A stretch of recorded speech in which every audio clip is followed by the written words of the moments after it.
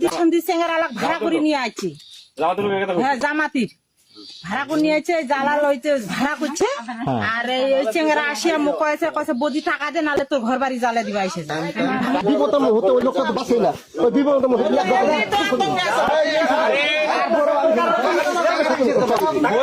বৈধ অপরাধ করছে, ওর বিচারা বাঁচাইছে, ওর বউ আর বাচ্চা কাছে অপরাধ করছে। এটা দিয়া দিতে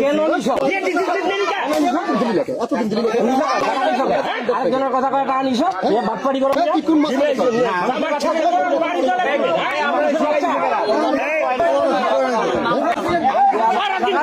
ভাত খায় না।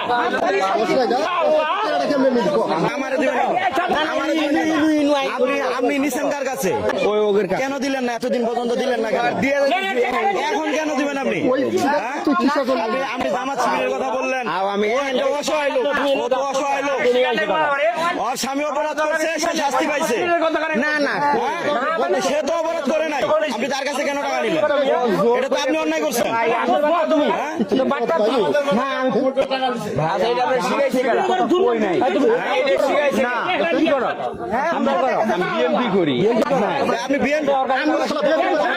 আপনি পুরাই দিতে পারি? কে পুরাবে?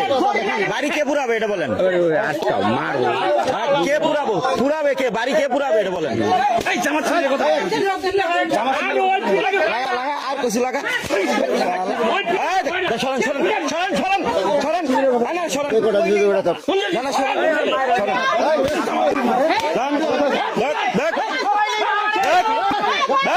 নিছিলাম আমার ওই বাড়ি ঘর ভাঙার জন্য। আপনি কি বাড়ি ঘর ভাঙিয়ে দিতে চাইছেন? আপনি গুন্ডা বাহিনী ভাড়া করে রাখছিলেন নাকি? না না, বাড়ি ঘর ভাঙার জন্য ভাঙিয়ে দিবে কে? ভাঙিয়ে দিবে? ওনা তো বিপদগ্রস্ত, আপনি কেন হুমকি দিলেন? আপনি হুমকি দিলেন কেন বাড়ি ঘর ভাঙিয়ে দিবেন? হুমকি দিয়ে টাকাটা দিলেন, এটা কি মানুষের কাজ বলেন? না, আপনি ওনার কাছে প্রতারণা করে ভয় ভীতিতে দেখে টাকাটা নিছেন, এটাই বাস্তব। আর আমার আপনি ওনার টাকা ওনাকে দিয়ে দেন।